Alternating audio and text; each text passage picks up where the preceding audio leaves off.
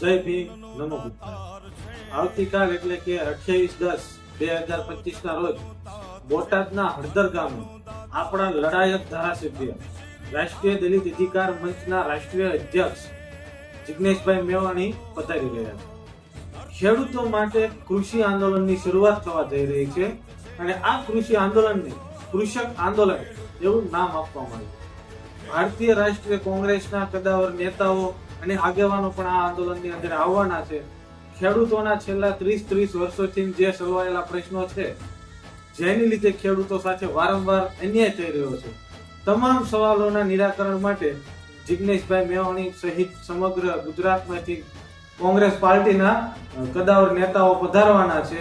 તો આ કૃષિ આંદોલનની અંદર આ કૃષક આંદોલન નામે જે મહાયજ્ઞ થવાનો છે, તે મહાયજ્ઞની અંદર સહભાગી થવા માટે તમામ ખેડૂત ભાઈઓ, બોટાદ જિલ્લાના તમામ ખેડૂત ભાઈઓ અને આજુબાજુના જિલ્લાઓના ખેડૂત ભાઈઓને પણ ભાવભર્યું આમંત્રણ આપવામાં આવે છે।